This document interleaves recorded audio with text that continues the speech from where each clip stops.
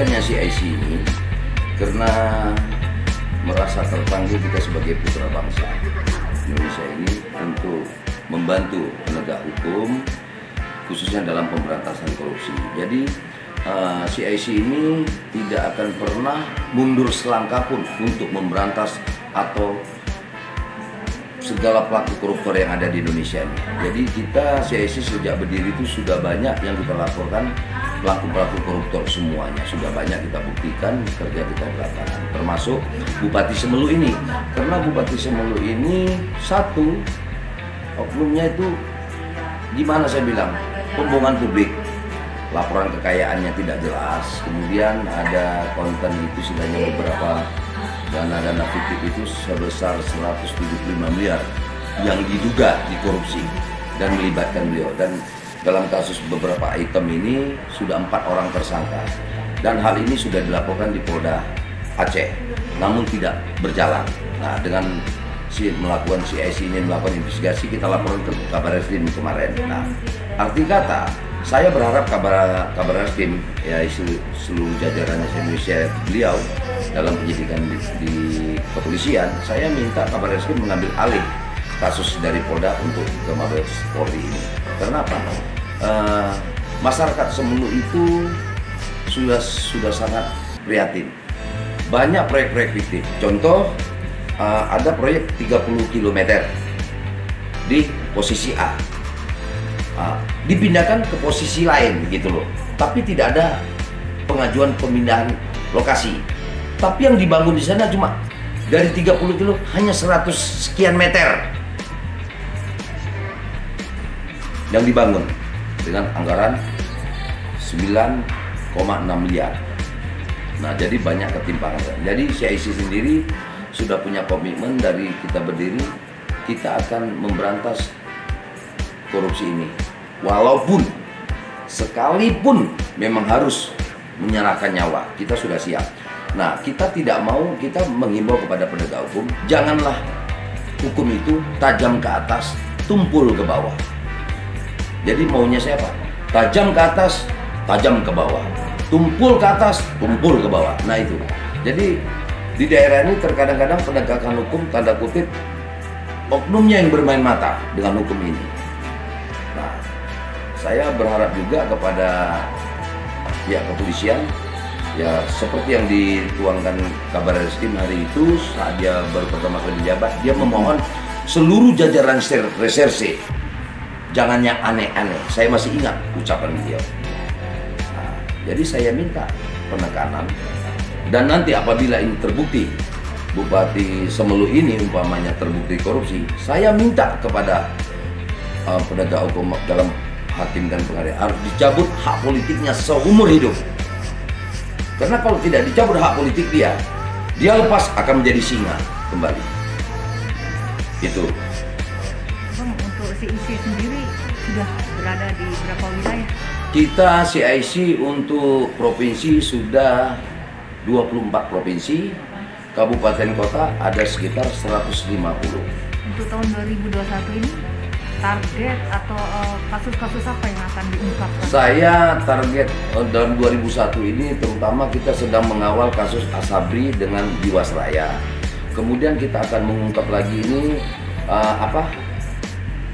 penjualan aset emas, ya kan, tambang emas. Kemudian ada lagi kita akan mengungkap di Jiwasraya Asabri ini ada 22 perusahaan lagi yang belum terjamah. Nah, kita menekankan pihak Kejagung itu harus dijamah karena ini baru 4 perusahaan yang dijamah. Ada beberapa perusahaan lagi karena aliran dana itu masih di 20 perusahaan itu masih ada. Sekarang hanya di pihak Kejaksaan Agung itu baru 19 triliun katanya kan. Nah, itu. Sementara itu 23 triliun yang kerugian negara. Nah, saya juga berharap begitu. Nah, jadi kita akan membuka ini kasus lagi masalah dana bansos, aliran dana bansos yang kita akan buka. Aliran dana bansos ini itu triliunan sebenarnya. Jadi yang diungkap di persidangan itu hanya sebagian. Tapi saya akan mengungkap siapa penerima-penerima dana bansos ini yang sebenarnya. Bukan katanya, tapi nyata. Dan kita akan membuktikan aliran dananya, transfernya, kita akan ucapkan semua. Itu. Bang, CIC sendiri kan kalau kita dengar itu udah banyak membuka kasus, jebloskan, hingga ke penjara. Nah ini cerita sedikit nih Bang, ada nggak pengalaman, ada intimidasi, atau ada tekanan? Ada. Saya mau diculik, saya mau dibunuh, telepon gelap, intimidasi itu ada. Tapi apa? Semua itu saya tidak pernah takut. Karena saya bukan merasa diri saya benar, tapi saya menegakkan kebenaran, bukan pembenaran. Jadi soal itu udah capek intimidasi. Sudah sering, tapi bahkan ketika saya ditelepon, kamu siap-siap ya, saya balik, Anda nggak usah cari saya. Anda di mana saya yang datangi, saya bilang. Anda nggak usah ngancam-ngancam. Karena saya paling takut cuma satu, soal nyawa sama yang di atas. Selagi dia manusia, masih sarapannya pagi lontong, saya juga minum kopi, berarti dia manusia. Tapi kalau dia pagi sudah nelen TV, siang dia nelen kulkas, saya takut, berarti udah bukan manusia dia.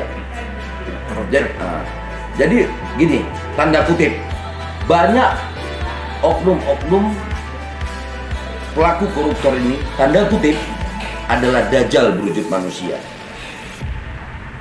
Nah, menurut pengalamannya Abang sendiri selaku ketum ya, bagaimana sih mereka ini pada saat sudah masuk pelaporan, seperti contoh di Aceh sendiri kan, dari pihak-pihak aparat setempat merespon laporan. Karena kita merespon itu, kita menemukan data yang kita berikan data, bukan asbun, asal bunyi, atau rekayasa gitu, tidak. Jadi kita memberikan data, memang tugas kita CIC itu membantu penegak hukum untuk memberantas korupsi yang ada. Nah, sementara penegak hukum baik kepolisian, jaksa agung, KPK dibutuhkan masyarakat untuk melapor kalau ada kejanggalan. Cuma terkadang kan masyarakat melapor ini kan ada rasa takut, ada apa. Nah, saya makanya menghimbau kepada teman-teman LSM yang anti pegiat korupsi ini, mari sama-sama. Bila perlu tidak ada ruang. Kalau Pak Kapolri mengatakan tidak ada ruang untuk premanisme, kita mari bersama-sama bangsa Indonesia ini tidak ada ruang untuk pelaku korupsi.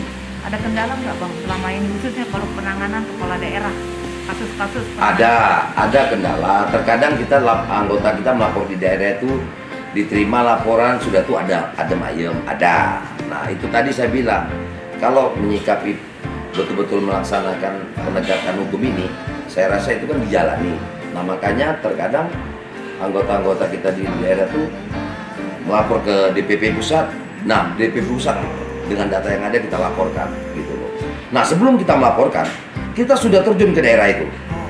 Dalam minimal paling lama tuh sebulan kita sudah melakukan investigasi. Karena ketika kita melapor, kita nggak merasa sentimen atau tidak senang sama seseorang, tidak. Jadi CIC ini ada dua pedoman.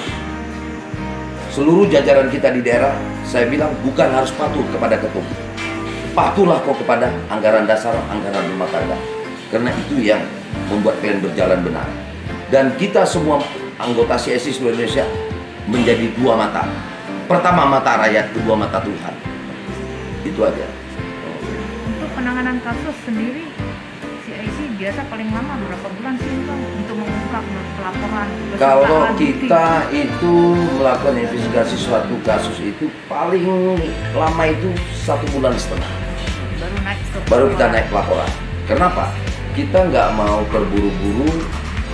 Wah ini dapat informasi, kita nggak. Ketika kita dapat informasi dari masyarakat atau dari LSM di daerah, kita turun. Bang ini ada kasus ya, kita turun. Konteksnya apa? Nah kita tengok anggaran tahun berapa. Ini akan apa? Sebenarnya kalau mau benar, kalau mereka penegak hukum ini terus terang aja, oknum-oknum penegak hukum atau penegak hukum di Indonesia ini menjadi dua mata, ini akan bersih bang negara ini dari korupsi. Kenapa? Menjadi matanya rakyat, menjadi matanya Tuhan. Kalau sistem yang dibuat satu bantu satu, 50 tahun ke depan bangsa Indonesia akan jadi bagus. Tapi yang kenyataan sekarang apa? Satu cubit satu, maka terjadilah seperti ini. Oke. Terakhir Bang, selaku ketum, harapannya Bang, himbauannya buat masyarakat Indonesia biar nggak Nah, takut itu melapor. saya mengharapkan seluruh masyarakat Indonesia, saya menghimbau, sudah wajib kita sebagai bangsa Indonesia ini bersama-sama memadukan tangan kita untuk melakukan pemberantasan korupsi. Itu sudah tugas bangsa Indonesia, bukan hanya petugas penegak hukum. Jadi saya menghimbau teman-teman media juga ikut berperan serta, karena tanpa media tidak akan terungkap. Ya.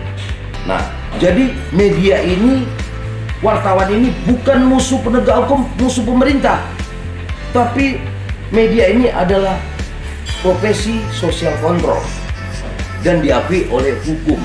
Jadi media bukannya musuh. Makanya saya selalu berdekatan dengan teman-teman media, Pak. Karena media ini dia bisa mengungkap fakta.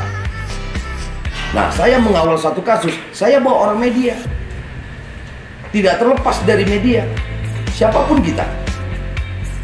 Tidak ada di dunia ini manusia super power atau kebal dengan hukum, tidak. Makanya saya selalu ngomong sama anggota saya semua se-Indonesia, tantanglah hukum itu sampai dimanapun, tapi jangan coba kalian langgar sesenti pun. Kalian langgar hukum 1 senti, akibatnya fatal. Jadi saya menerapkan kepada anggota, jangan patuh kepada ketum kalian, tapi patuhlah pada anggaran dasar dan anggaran rumah tangga CIC. Karena saya berjalan dengan anggaran dasar dan anggaran rumah tangga itu, maka jalan kita jadi benar. Kenapa CIC saya bilang jadi 2 mata, mata Tuhan, matanya rakyat. Saya melihat kecurangan itu, saya di dalam itu investigasinya.